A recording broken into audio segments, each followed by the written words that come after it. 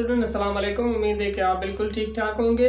तो आज जो हमारा टॉपिक है, आज जो हमारा लेक्चर है, जिसमें आज हम 9th क्लास केमिस्ट्री का सेकंड चैप्टर स्टार्ट करेंगे, जिसका नाम है कि केमिकल कॉम्बिनेशंस। तो इस लेक्चर में हम देखेंगे कि केमिकल कॉम्बिनेशन है क्या और हम इस चैप्टर में क्या क्या पढ़ेंगे। ठीक है, तो अगर आपने फर्स्ट चैप्टर जो है इंट्रोडक्शन ऑफ केमिस्ट्री वो नहीं देखा तो वो भी आप देख सकते हैं कि इस वीडियो की डिस्क्रिप्शन में आपको उसकी लिंक मिलेगी। तो देखें, केमिकल कॉम्बिनेशन हम किसको कहते हैं कि जब दो चीज़ों को आपस में मिलाते हैं तो उसको हम क्या कहते हैं कि कॉम्बिनेशंस कहते हैं। ठीक है, तो यहाँ पे भी क्या होगा कि कुछ ऐसा ही होगा। अब बात आती है कि इस चैप्टर में हम क्या क्या पढ़ेंगे। तो देखें, ये जो चैप्टर है वो आपके लिए ज़्यादा इम्पॉर्टेंट है। क्यों ज़्यादा इम्पॉर्टेंट है? क्योंकि आप जो 9th मैट्रिक फर्स्ट ईयर और इंटर की जब आप स्टडी करेंगे तो वहाँ पे आप ज़्यादातर जो आपका वर्क होगा वो क्या होगा कि रिएक्शंस का वर्क होगा। तो वो रिएक्शन कैसे हो रहे हैं, किस तरीके से होंगे और हमें प्रोडक्ट किस तरीके से होगा, उस चीज़ों को समझने के लिए आपके लिए ज़्यादा इम्पॉर्टेंट जो चैप्टर है वो क्या है कि ये है। ठीक है, अब जो हमारे पास बात आती है कि क्या क्या हम इस चैप्टर में पढ़ेंगे, कि फर्स्ट जो आप यहाँ पे स्टडी करेंगे वो आप कौन सी स्टडी करेंगे कि लॉज ऑफ केमिकल कॉम्बिनेशंस के जो रिएक्शंस होते हैं किस तरीके से कंबाइन होते हैं, वो किस लॉज को फॉलो करते हैं, वो हम इस चैप्टर में पढ़ेंगे। ठीक है, वो हम आगे देखते हैं कि कौन से लॉज हैं। ठीक है, उसके बाद हमारे पास है कि बेसिक कॉन्सेप्ट्स। अब ये बेसिक कॉन्सेप्ट्स क्या है कि हमने पहला वीडियो जो बनाया था जिसमें हमने पढ़ा था कि बेसिक कॉन्सेप्ट्स में हमने पढ़ा था कि केमिस्ट्री की डेफिनेशंस क्या है, केमिस्ट्री की मतलब कि जो प्रॉपर्टीज़ की डेफिनेशंस क्या है, मैटर की क्लासिफिकेशन क्या है, वो हमने देखा। लेकिन आप जो यहाँ पे पढ़ेंगे कि एटॉमिक नंबर हम किसको कहते हैं, मॉलिक्यूलर मास क्या होता है, एटॉमिक मास क्या होता है, एम्पिरिकल फार्मूला या मॉलिक्यूलर फार्मूला, वो हम इस चैप्टर में पढ़ेंगे। ठीक है, उसके बाद जो हम यहाँ पे स्टडी करेंगे कि रिएक्शंस फिलॉसफी। अब ये रिएक्शंस की फिलॉसफी कौन सी है कि जो आपने केमिकली कंबाइंड रिएक्शंस को कंबाइन किया कि वो मतलब कि आपने एक इक्वेशन बना ली, उस इक्वेशन को आप बैलेंस किस तरीके से करेंगे, उनके मतलब कि बैलेंस करने के कौन से रूल्स हैं, उसको हम क्या कहते हैं कि रिएक्शंस फिलॉसफी कहते हैं। ठीक है, अब बात आती है हमारे पास कि what is chemical reactions, chemical reaction है क्या और हम केमिकल रिएक्शन कैसे करते हैं। ठीक है,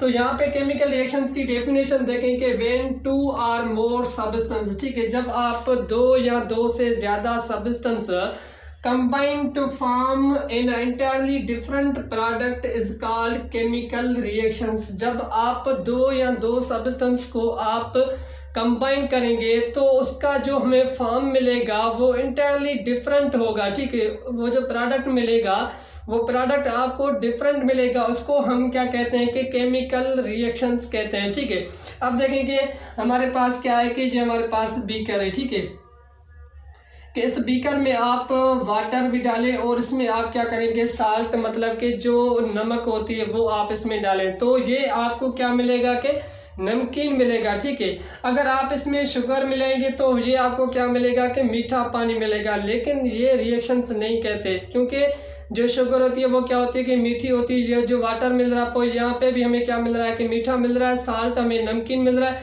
मतलब कि डिफरेंट हमें नहीं मिला, इसको हम रिएक्शंस नहीं कहते। लेकिन जब आप यहाँ पे क्या करेंगे कि प्लस में यहाँ पे एसिड, प्लस में हम क्या करेंगे कि बेस को मिलाएंगे, तो जो यहाँ पे हमें मिलेगा उसको हम क्या करेंगे कि साल्ट, प्लस में हमें वाटर मिलेगा। ठीक है, अब यहाँ पे देखें कि एसिड भी डिफरेंट, बेस भी क्या है कि डिफरेंट है। ठीक है, जब इन दोनों को आपने मिलाया, यहाँ पे साल्ट भी डिफरेंट था, वाटर भी डिफरेंट था, लेकिन उनको मिलाया तो आपको नमकीन ही मिला।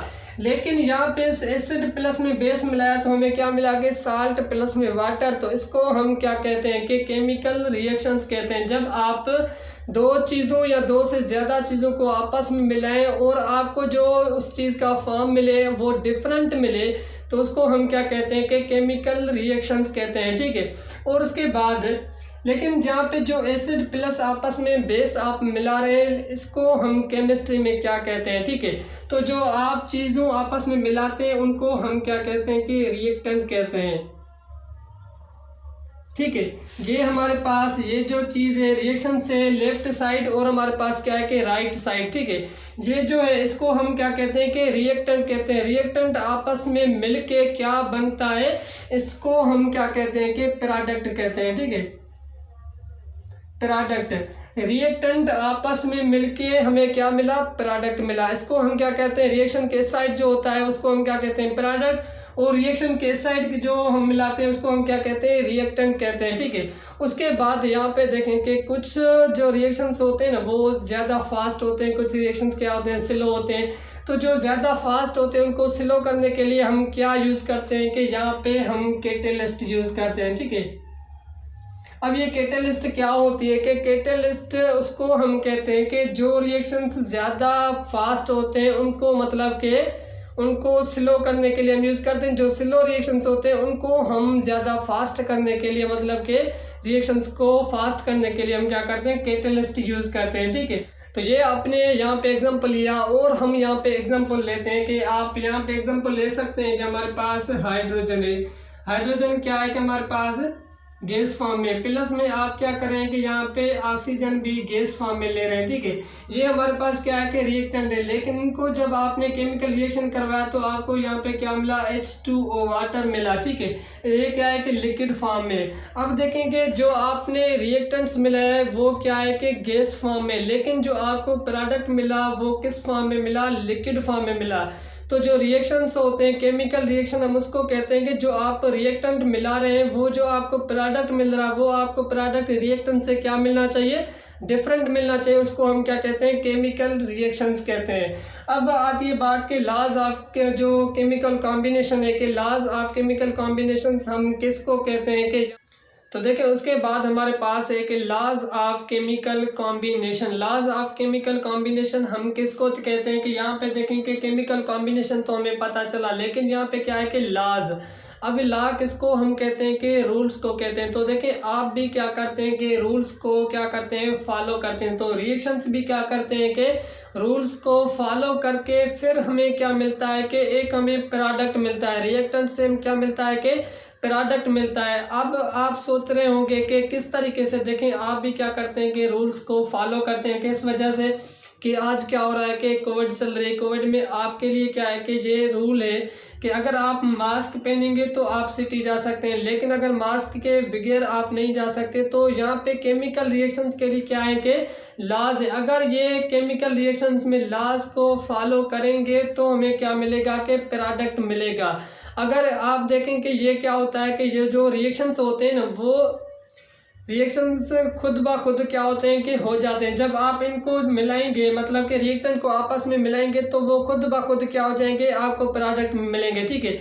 लेकिन ये जो रूल्स को फॉलो करके फिर हमें क्या मिलता है कि प्रोडक्ट मिलते हैं, ठीक है। फिर हमें क्या मिलते हैं कि प्रोडक्ट में मिलते हैं। अगर आपको यहाँ पे क्या करना है, जस्ट लॉज को पढ़ना है और समझना है, और समझ के आप उन रिएक्शंस को देखेंगे तो आपको मालूम हो जाएगा कि जो आपने चीज़ें यहाँ पे मिलाई वो चीज़ें किस तरीके से यहाँ पे हमें मिल रही है। तो जो लॉज ऑफ केमिकल कॉम्बिनेशन है वो 5 टाइप के होते हैं, जिसमें हमने पहला हमारे पास लॉ है कि law of conservation of mass, ठीक है। जिसमें हमारे पास पहला जो लॉज है वो कौन सा है, law of conservation of mass, ठीक है। उसके बाद हमारे पास सेकंड लॉ है जिसमें हम क्या पढ़ेंगे कि लॉ ऑफ डेफिनेट प्रोपोर्शन। उसके बाद हमारे पास थर्ड जो लॉ है law of multiple proportion, law of reciprocal proportion, law of gas and volume. तो ये 5 टाइप के क्या है कि लॉज है, रूल्स हैं जो केमिकल रिएक्शंस में होते हैं, और हम इन चीज़ों को समझेंगे, ठीक है। लॉ ऑफ केमिकल कॉम्बिनेशन हम किसको कहते हैं, जो रिएक्शंस होते हैं वो रूल के हिसाब से होते हैं। रूल किस पे होते हैं, मतलब कि एक हमारे पास रिएक्शन है, अगर वो किस रूल को फॉलो करके मतलब कि हमें प्रोडक्ट्स को हम क्या कहते हैं कि लॉ ऑफ केमिकल कॉम्बिनेशन कहते हैं, ठीक है। तो इंशाल्लाह हम नेक्स्ट जो हमारे पास लेक्चर होगा जिसमें हम क्या पढ़ेंगे कि law of conservation of mass को हम समझेंगे कि law of conservation of mass क्या होता है। उसके बाद हम पढ़ेंगे कि law of definite and proportion क्या होता है। उसके बाद हम पढ़ेंगे कि लॉ ऑफ मल्टीपल प्रोपोर्शन क्या होता है, ठीक है। तो अगर आपने हमारे चैनल को सब्सक्राइब नहीं किया तो आप सब्सक्राइब करें और शेयर करें, और हम इंशाल्लाह नेक्स्ट लेक्चर में मिलते हैं जिसमें हम पढ़ेंगे कि law of conservation of mass.